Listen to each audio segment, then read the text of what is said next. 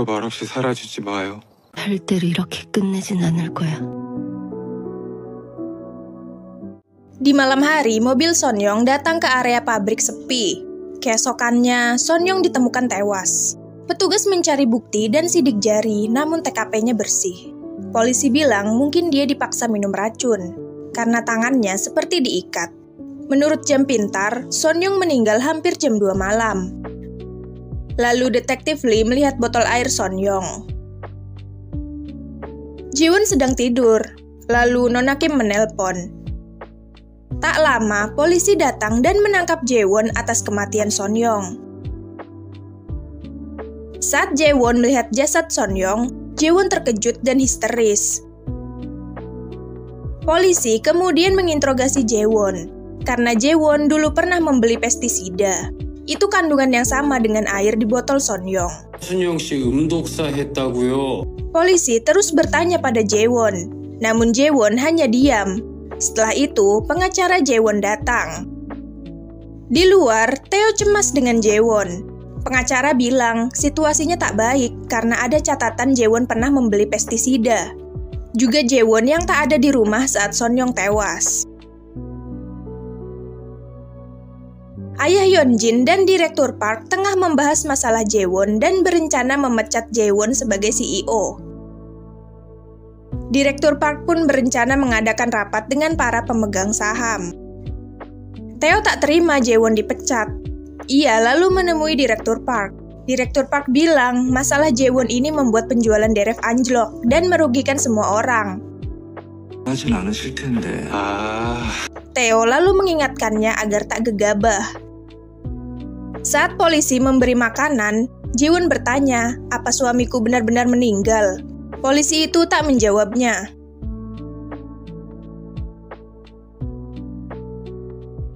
Ayah Jaewon sedih memikirkan Jaewon dan kematian Sonyeong. Saat melihat TV, di mana-mana berita tentang Jaewon. Lalu Arin datang. Ia tak bisa tidur karena merindukan Jaewon dan Sonyeong. Detektif Lee menjelaskan pada Theo perkembangan kasus Jaewon. Juga bilang jika alibi Yeonjin terbukti tak terkait kematian Sonyeong. Tapi Theo tak mempercayai ucapannya. Bisa saja Yeonjin menyuruh orang. Lalu Theo juga menanyakan keberadaan Taeju hari itu. Detektif Lee bilang Taeju bersamanya hari itu. Setelah itu ia pun pergi. Di jalan, Taeju menghadang Detektif Lee. Kenapa kamu jujur pada Theo? Detektif Lee bilang ia tersudut karena Theo tahu tentang Seungkyu. Para polisi membicarakan Jaewon. Lalu Detektif Oh datang dan bilang ia tak menemukan ponsel Sonyeong pada barang bukti. Yeonjin melihat lukisannya sambil mabuk. Lalu tertawa-tawa sendiri juga menangis. Di kantor polisi, Jaewon kembali diinterogasi. Namun Jaewon tetap diam. Tiba-tiba Jaewon bangkit. Itu jelas kenapa aku tak menyadarinya. Setelah itu, pengacara melapor tentang perkembangan kasus pada Theo. Kita bisa berharap Jaewon bebas karena kurangnya bukti. Saat Theo menanyakan keadaan Jaewon, pengacara bilang Jaewon agak aneh. Lalu Jaewon meminta kunjungan pada polisi. Yeonjin pun datang menemuinya. Jaewon bilang, 7 tahun lalu aku melihatmu jelas di lokasi saat keranjang bunga dikirim. Itu kamu kan, Ami? Kenapa aku tak sadar? Kamu selalu ada di sampingku, menginginkan milikku dan keluargaku. Sejak 7 tahun lalu. 무슨 소리 하는 거야? Dan Sonyeong, kamu membunuhnya bukan? Yeonjin menatap Jaewon. Aku tahu kamu sakit, tapi jaga bicaramu. Saat Yeonjin keluar, Yeonjin melihat Theo. Kamu selalu di samping Jaewon. Theo bilang, kenapa kamu tak tahu malu? Yeonjin berkata, masuklah, hibur Jaewon. Tak lama, Jaewon pun dibebaskan bersyarat karena kurangnya bukti. Melihat Jaewon keluar, wartawan pun mengerubunginya dengan segala pertanyaan. Lalu Theo datang dan membawa Jaewon ke mobil. Jaewon tak bisa pulang ke rumah atau apartemen karena banyak wartawan. Tae pun menyarankan pergi ke rumahnya. Saat sampai, Jaewon tak mau masuk karena ia merindukan Arin. Lalu, Tae mengantar Jaewon ke rumah ayahnya.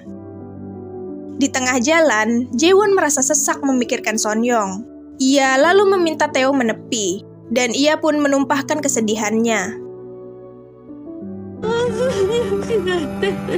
Setelah itu, mereka melanjutkan perjalanan. Saat akan minum obat, Jaewon bilang ia takut orang-orang tahu penyakitnya. Tae menenangkannya, itu bukan salahmu.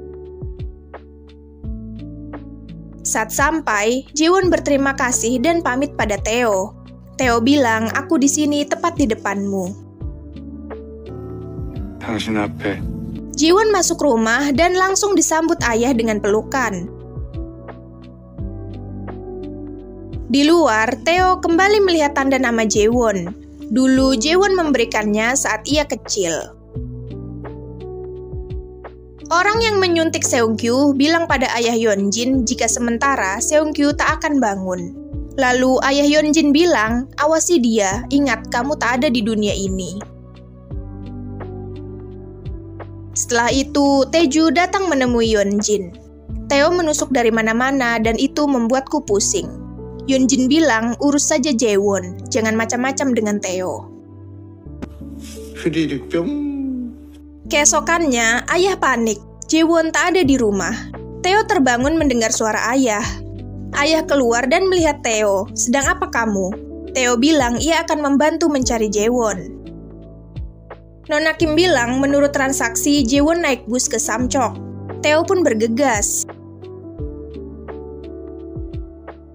Jaewon teringat saat ia kecil, ia menunggu ibu di pantai. Saat ibu datang, ibu meminta Jaewon membeli susu.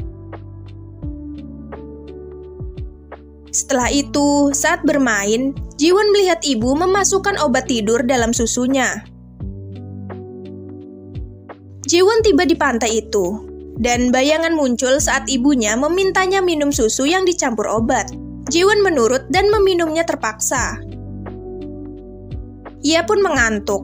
Lalu ibu minta maaf dan bilang jangan khawatir saat bangun itu bukan apa-apa. Setelah itu, ibu menggendongnya ke tengah laut. Dr. Sokyong menjelaskan tentang penglihatan terowongan, di mana pasien hanya melihat satu jalan keluar untuk lari dari penderitaan. 그것만이 빛을 Jaewon perlahan-lahan berjalan, sambil melihat bayang-bayang ibunya dan dirinya yang menangis. Jaewon melangkahkan kaki terus ke dalam air. Saat Tae sampai, ia mencari-cari Jaewon. Lalu ia melihat Jaewon ke tengah laut. Tae berlari mendekatinya lalu menariknya. Setelah itu mengantarnya pulang. Tae cemas melihat Jaewon. Ia tak bisa melihat Jaewon terluka. Jaewon bilang, aku tak kesana untuk mati. Tae berkata, aku mohon jangan hilang dari pandanganku. 내 눈앞에서 사라지지만. Lalu Jaewon minta bantuan Tae untuk menjaga Arin, karena ia tak bisa selalu bersamanya. Jaewon dan Arin berjalan-jalan. Lalu Arin bilang jika ia membuat permohonan, namun itu tak terkabul. Jaewon menanyakan permohonan itu. Arin bilang jika ia ingin tinggal bersama ayah dan ibu. Mendengar itu, Jaewon tak tahu harus menjawab apa. Jaewon bilang, sebentar lagi ibu akan menjelaskan semuanya padamu. Keesokannya, teman Sonyeong datang menemui Jaewon. Ia memberikan diska Sonyeong pada Jaewon. Ia juga bilang sebelum Sonyeong meninggal, ia berusaha mencari ayah kandung Arin. Saat diperiksa, diska itu berisi rekaman telepon saat Yeonjin mencelakai Seungkyu. Jaewon pun terkejut mendengarnya. Tae datang menemui Direktur Park karena mereka berencana menutup toko pertama DRF. Ayah Yeonjin lalu bilang, jika kamu menemui Jaewon, suruh dia mengundurkan diri. Setelah itu, Tae melapor pada Jaewon jika orang-orang menyuruhnya mundur. Tae bilang, tenang, aku akan mencari cara. Jaewon berkata, apa menolak ada artinya? Bukankah benar aku merugikan DRF? 앞으로 내가 막을 거니까. Lalu, polisi menelpon jika hasil otopsi Sonyeong telah keluar, yang menunjukkan waktu kematian antara pukul 10 dan 1 malam. Itu berbeda dengan yang ditunjukkan jam pintarnya. Di yayasan, ayah Yeonjin meminta Yeonjin hadir dalam rapat pemegang saham karena ia juga punya saham di Deref. Ini saatnya kamu membuktikan kemampuanmu. Keesokannya, rapat pemegang saham diadakan. Tae menghadang Yeonjin, sedang apa kamu? Yeonjin bilang, aku salah satu pemegang saham. Tae berkata, bagaimana rasanya? Kamu membunuh Sonyeong dan menjebak Jaewon. Yeonjin bilang, sangat menyenangkan. Tae kesal, lihat hidupmu hancur karena dirimu sendiri. Yeonjin bilang, kenapa kamu pilih Jaewon? Aku yang selalu di sisimu. Tae jawab, itu benar, dan kini aku akan membebaskan diri tanpa penyesalan. Hanya dengan begitu, aku bisa membalasmu. Dan aku menyesal memegang tanganmu 7 tahun lalu saat kamu akan bunuh diri. Jaewon ada di ruangannya, lalu ia menghubungi Dr. Sokyong. Saat Tae datang menemui Dr. Sokyong atas perintah Jaewon, Dr. Sokyong bilang jika ia sama sekali tak mengenal Jaewon.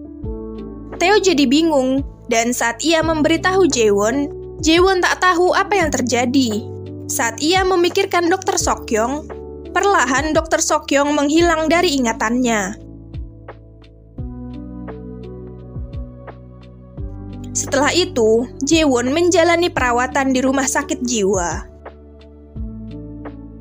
끝내진 않을 거야. Nah, itu tadi episode 10 My Happy Ending. Makasih buat yang udah nonton dan sampai jumpa.